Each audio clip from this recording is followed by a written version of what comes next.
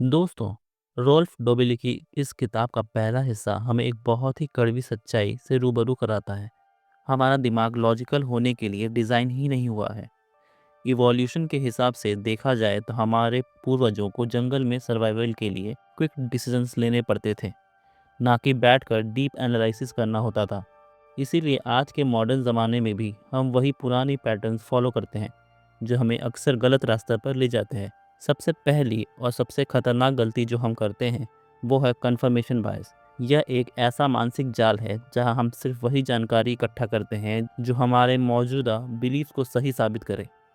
अगर आपको लगता है कि कोई खास पॉलिटिकल पार्टी अच्छी है, तो आपका दिमाग सिर्फ उनकी तारीफों वाली न्यूज़ को फिल्टर करेगा और उनकी गलतियों को इग्नोर कर देगा। डोबिली कहते हैं कि हमें अपने फेवरेट थ्योरीज को मारने की कोशिश करनी चाहिए। जब भी आप किसी बात पर पक्का यकीन रखें, तो जानबूझकर उसके खिलाफ सबूत ढूंढें। ये सुनने में मुश्किल है, पर दिमाग को साफ रखने का यही एक रास्ता है। इसके बाद बात आती है एक ऐसे ट्रैप की जिसमें हम सब कभी न कभी फंस जाते हैं, जिसे संक कॉस्ट फैलेसी कहते हैं। क्या आपने कभी कोई ऐसी मूवी पूरी देखी है जो बिल्कुल बकवास थी, सिर्फ इसलिए क्योंकि आपने टिकट के पैसे दिए थे? या फिर किसी ऐसे रिश्ते या बिजनेस में वक्त बर्बाद किया है जो वर्क नहीं कर रहा था, सिर्फ इसलिए क्योंकि आपने उसमें सालों लगा दिए हैं? डोबिली समझाते हैं कि जो वक्त, पैसा और एनर्जी खर्च हो चुकी है, वो कभी वापस नहीं आएगी। उसे संक कॉस्ट कहते हैं। डिसीजन लेते वक्त हमें हमेशा आगे का फ़ायदा देखना चाहिए, ना कि पीछे हुई बर्बादी। पीछे जो गया वो गया, उसे भूलकर नए सिरे से सही फैसला लेना ही असली समझदारी है। अगर आप सिर्फ इन्वेस्टेड होने की वजह से किसी चीज़ से जुड़े हैं, तो आप अपना फ्यूचर भी गलती की भेंट चढ़ा रहे हैं। इसी कड़ी में एक और बड़ा धोखा है सोशल प्रूफ, जिसे आम भाषा में हम भेड़ चाल कहते हैं। हमें बचपन से सिखाया जाता है कि अगर सब लोग वही कर रहे हैं तो वो सही ही होगा। लेकिन डोबिली एक बहुत गहरी बात कहते हैं। अगर करोड़ों लोग भी कोई गलत बात करें, तो वो गलत ही रहती है।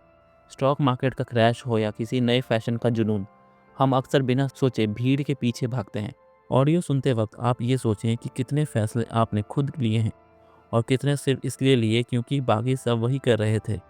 सोशल प्रूफ से बचने का तरीका ये है कि जब सब लोग एक ही दिशा में जा रहे हों, तो रुक कर सवाल करें कि क्या वो रास्ता सच में सही है, या आप सिर्फ भेड़ चाल का हिस्सा बनकर सुकून महसूस कर रहे हैं।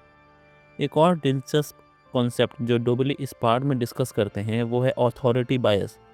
हम बचपन से ही डॉक्टर्स, सीईओज, एक्सपर्ट्स और गुरुज की बात को बिना सवाल किए मानने के आदी होते हैं। हमारा दिमाग मान लेता है कि अगर कोई यूनिफॉर्म या बड़े टाइटल वाला इंसान कुछ कह रहा हो, तो वह सच ही होगा।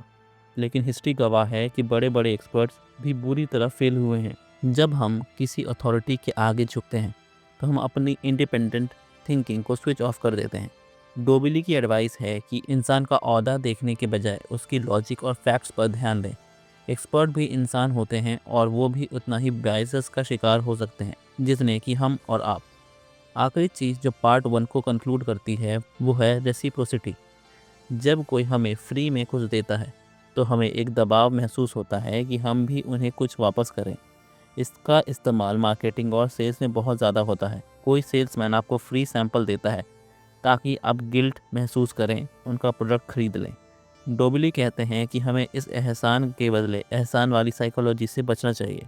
अगर कोई चीज़ आपकी ज़रूरत की नहीं है, तो उसे सिर्फ इसलिए मत लीजिए क्योंकि सामने वाले ने आप पर कोई छोटा सा एहसान किया है। इन सारे मेंटल ट्रैप्स को समझने का मकसद ये नहीं है कि हम परफेक्ट बन जाएं, बल्कि ये है कि हम कम से कम उन गलतियों को पहचानने लगे जो हम रोज़ाना अनजाने में करते हैं। जब आप इन बाइसेस को पहचानने लगते हैं, तभी आप the art of thinking clearly की तरफ अपना पहला कदम बढ़ाते हैं। दोस्तों, पार्ट 2 में रॉल्फ डोबिली हमें उन धोखों के बारे में बताते हैं जो हमें बाहर की दुनिया और हमारा खुद के ईगो दिखाता है। इस सेक्शन की शुरुआत होती है सर्वाइवरशिप बायस से, जो शायद इस पूरी किताब का सबसे ज़रूरी सबक है। हम अक्सर सक्सेसफुल लोगों की कहानियाँ सुनते हैं, उन बिलियनियर्स, एक्टर्स और एथलीट्स की जो ज़ीरो से हीरो बने। हमें लगता है कि अगर हम भी उनकी तरह मेहनत करेंगे, तो हम भी वहीं पहुँचेंगे।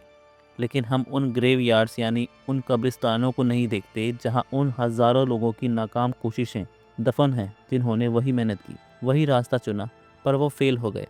डोबली कहते हैं कि सक्सेस स्टोरी को देखकर हम लक का रोल भूल जाते हैं। जब आप किसी सक्सेसफुल इंसान को देखें तो सिर्फ उसकी मेहनत मत देखिए, बल्कि उन 10,000 लोगों के बारे में भी सोचिए जो पीछे छूट गए। इससे आप रिस्क को बेहतर तरह से एसेस कर पाएंगे और बिना वजह किसी फॉर्मूला के पीछे नहीं भागेंगे। इसके बाद डोबली बात करते हैं द इल्यूजन ऑफ कंट्रोल की। इंसान की फितरत है कि उसे लगता है कि वो हर चीज़ कंट्रोल कर सकता है। इसका एक क्लासिक एग्जाम्पल है प्लेसिबो बटन्स। शहरों में कई बार पेडेस्ट्रियन क्रॉसिंग पर जो बटन होते हैं वो असल में किसी सिस्टम से जुड़े नहीं होते, पर उन्हें दबाने से हमें लगता है कि हमने ट्रैफिक कंट्रोल किया है। शेयर मार्केट में भी लोग ग्राफ्स और डेटा देखकर सोचते हैं कि वो कल का प्रिडिक्शन कर सकते हैं। सच्चाई ये है कि दुनिया का एक बहुत बड़ा हिस्सा रैंडमनेस पे चलता है। हम जितना ज़्यादा कंट्रोल महसूस करते हैं उतने ही बड़े धोखे में रहते हैं। डोबली का कहना है कि सिर्फ उन्हीं चीज़ों पर फोकस करें जो सच में आपके बस में है, जैसे आपका काम और आपका रिएक्शन। बाकी सब नॉइस है जिसे हम कंट्रोल नहीं कर सकते। अगला बड़ा मेंटल ट्रैप है शॉफर नॉलेज, यानी ड्राइवर वाला ज्ञान।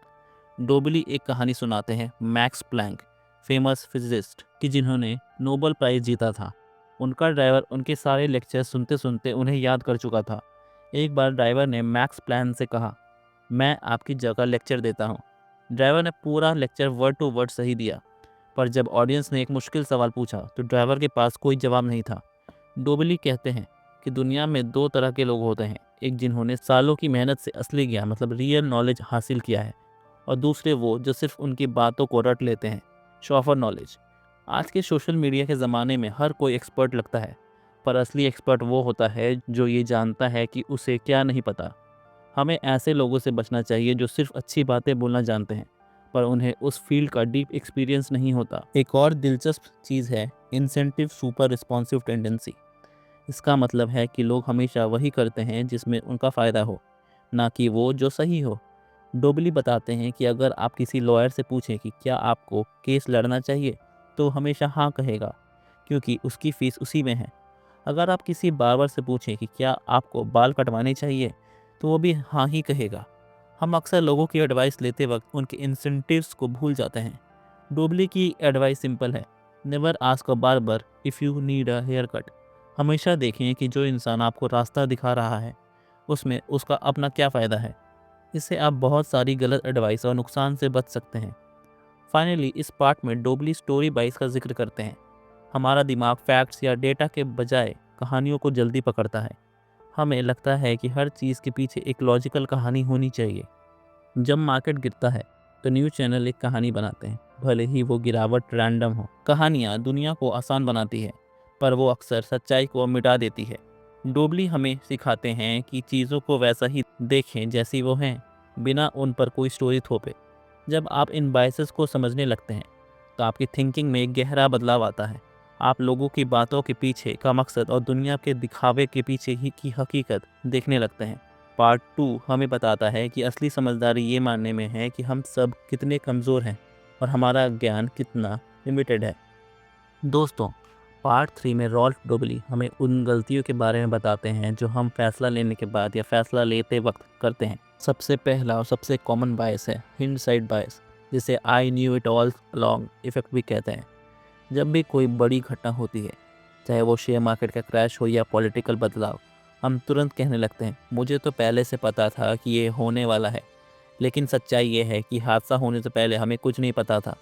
ये बायस हमें एक झूठा कॉन्फिडेंस देता है कि हम फ्यूचर को प्रिडिक्ट कर सकते हैं। डोबली की एडवाइस है कि आप एक डिसीजन डायरी रखें। जब भी कोई बड़ा फैसला लें, लिख लें कि आपने वो क्यों लिया और आपको क्या लगता है क्या होगा।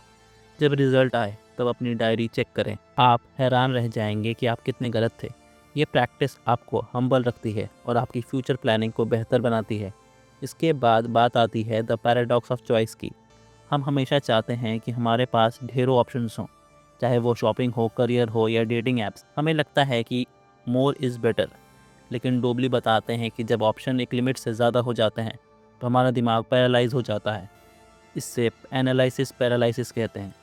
ज़्यादा ऑप्शंस होने पर हम सही फैसला नहीं ले पाते, और अगर ले भी लें तो हम हमेशा दुखी रहते हैं कि शायद दूसरा ऑप्शन बेहतर होता। खुश रहने का राज ये है कि आप हमेशा परफेक्ट की तलाश ना करें।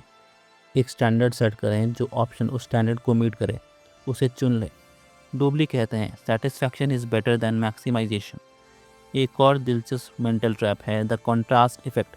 हम चीज़ों को उनकी असली वैल्यू पर जज नहीं करते, बल्कि उनके आसपास की चीज़ों से कंपेयर करके जज करते हैं। अगर आप एक 60,000 का लैपटॉप खरीदते हैं और सेल्समैन आपको 2,000 का लेदर बैग दिखाता है, तो आपको वो सस्ता लगता है क्योंकि आप 60,000 के कॉन्ट्रास्ट में देख रहे हैं।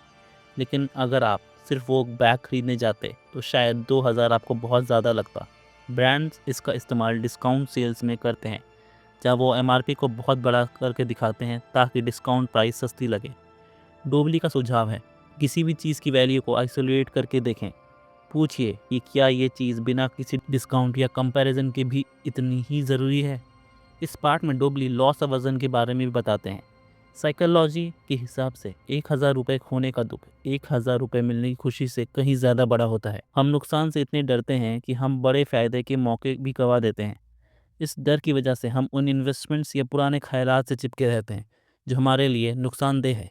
डोबली हमें सिखाते हैं कि रिस्क को ठंडे दिमाग से कैलकुलेट करें, ना कि डर के मारे फैसले लें। अंत में डोबली इफेक्ट ह्यूरिस्टिक की बात करते हैं। हम अक्सर लोग और चीज़ों को लाइक या डिसलाइक का प्रिज्म से देखते हैं। अगर हमें कोई इंसान पसंद है तो हमें उसकी हर बात सही लगती है, जिसे हम हेलो इफेक्ट कहते हैं। अगर कोई नापसंद है तो हम उसकी सही बात में भी नुक्स निकालते हैं। हमारे इमोशंस हमारे लॉजिक को ओवरराइड कर देते हैं। दोस्तों, the art of thinking clearly का मकसद हमें सुपर ह्यूमन बनाना नहीं है। डोबली खुद मानते हैं कि वो भी इन बायसेस का शिकार होते हैं। मकसद सिर्फ इतना है कि जब स्टेक्स बड़े हों, जब आपके करियर, पैसे या रिश्तों का सवाल हो, तब आप रुक कर सोचें, क्या मैं किसी मेंटल ट्रैप में तो नहीं फंसा। अगर आप अपनी ज़िंदगी से सिर्फ बेवकूफ़ियाँ निकाल दें तो सक्सेस अपने आप आपके कदम चूमेगी। सोचने की कला असल में गलत ना सोचने की कला है। धन्यवाद।